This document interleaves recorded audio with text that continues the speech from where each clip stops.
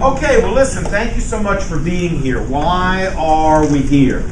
We're here because McLean Bible Church, as you know, is undertaking what I would call a major culture change. And we're going to talk about that a little bit with you. But let me first just kind of give you a little bit of a personal testimony of kind of myself in all of this.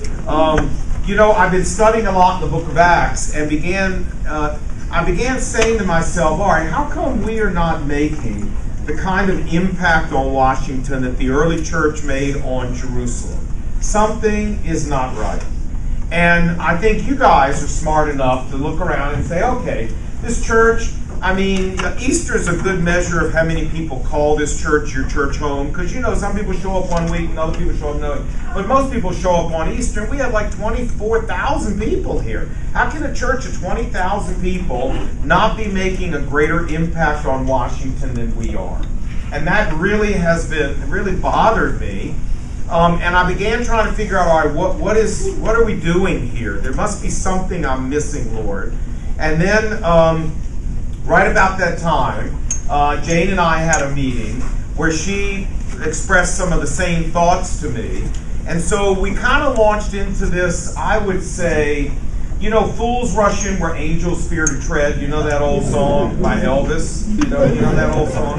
Okay. Well, even if you don't know it by Elvis, it was by Elvis. And so we kind of said, well, let's get into this and take a look and see if we can figure out what's wrong, having no clue the enormity of what we were getting ourselves into. But now, looking back, I'm glad we did it. And as we began peeling the onion back and saying, all right, what's going on, we realized that the difficulties we had and the reasons for why we weren't making more of an impact ran much, much deeper than we ever dreamed when we first started talking about this. And it really went to the very core of how we were seeing this whole idea of making an impact. You know, I was seeing it more in terms of more of a corporate rather than an individual basis. You know, we would have turkey outreach, we would have our Christmas concerts, we would have like rent theaters and show the Passion movie. We have, you know, and what I missed, and I don't know how I missed this, was that the early church didn't do it that way. The early church didn't have, you know, huge outreach programs. They didn't have Billy Graham crusades. They didn't have all kinds of programs. But they did it by unleashing an army of individuals into their community each and every day who were living, as we talked about upstairs in the message today, authentic Christian lives, and who were making an impact one by one, life on life, with the people that they were rubbing shoulders with. And I began looking at all the early churches and seeing that's how they all did it. And I'm like, uh-oh, this is not exactly how we are structured to do it. And so what we're trying to do is make a complete culture change to saying now we want our focus to be on the individuals within our church family. Now what we want to do is produce a community of real disciples living authentic Christian lives, going out into our community every single day and impacting people for Christ. How many of you have been in a service already? Okay, like that barista, like those two young ladies did the barista at Starbucks. I mean, that's how we do this. But that's a culture change for us. And I had to really struggle. Now, I know that many of you are doing discipleship, and many people inside McLean Bible Church are doing discipleship, but we're not doing enough, certainly, to call ourselves a culture of discipleship. We need to bleed discipleship, and that's what we have just not emphasized.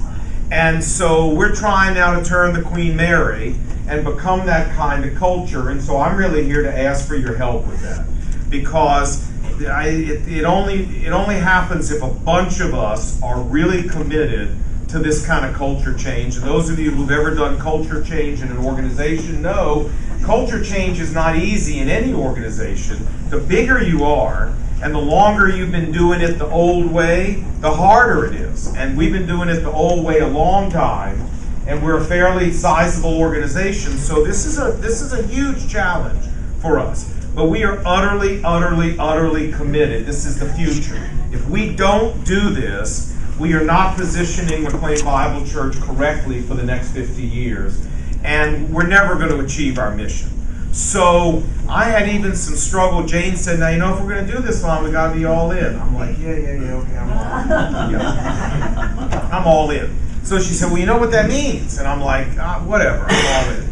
So she said, well, you know what that means is that when we do the 9 weeks of Multiply this fall, you got to take a break from whatever else you're preaching, and you got to preach 9 weeks of Multiply and track right along with us week by week. And I'm like, Jane, in 30 years, 32, I have never, ever done that with the pulpit. I'm sorry. And she said, well, I thought you said you were all in. And I said, well, I said I was all in, but I didn't know that's what all in meant. And so she's like, no, if we're going to do this, Lon, you can't have people doing something and then the pulpit is like, taking a get out of jail free card and not doing this. So I had to really pray about that and say, Lord, is this really what you want me to do? So, starting in September, we're taking a break from Genesis, and I'm preaching 9 weeks right through. We're going to track together right on through, right? So every week, what comes from the pulpit will be what you're going to be leading a group through. I hope I can do a little, it won't be word for word, so I hope it'll have a little bit of extra oomph to it, but it'll be the same basic content. Then, of course, it was my wife saying, well, Lon, if everybody else can lead a discipleship group, you can't ask everybody else to lead a discipleship group if we're not going to lead a discipleship group. Now, I want to say, before the Lord Jesus, this is true, I had already thought of it on my own. I really had. But I'm not sure Brenda believed that I had. And it is so discouraging when your wife is right. All the time. It's very discouraging. As a husband. Can anybody relate to that? Or am I the only person who can? Okay, well, I think maybe I should move on. But anyway, Brenda was right. And we started praying about who we'd like to have in our group. We've already asked them. The group's already put together. We're ready to go in September. Because speed of the leader, speed of the team, friends. If I'm going to ask you to do something, then I got to be willing to do it right along with you. And this will be the first small group, Brenda, not the first discipleship group we've led in 21 years, ever since Jill was born. We used to lead them. Jill got born, scrambled our lives, and we've never been able to get back to it. So we're very excited about this. So my point is, we're all in. This is an all-in thing. It's Lon's in, the elders are in, the staff is in, and we want you to be in. That's the only way we're going to pull this off. If people reserve the right to hang out and just pull, like I say, get out of jail free, and we're going to go do our own road thing, we can't change the culture here.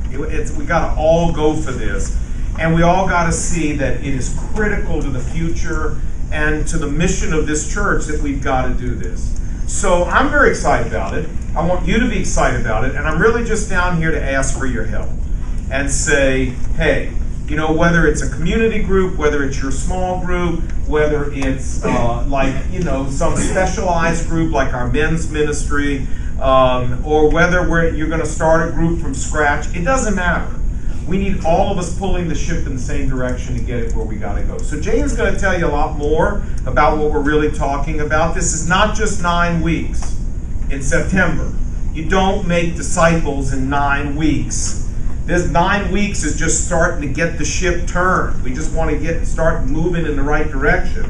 But then we've actually got Jane will tell you about the details, but we have a longer discipleship program that we're going to ask people to do. And remember, we're not just trying to make disciples, we're trying to make disciple makers.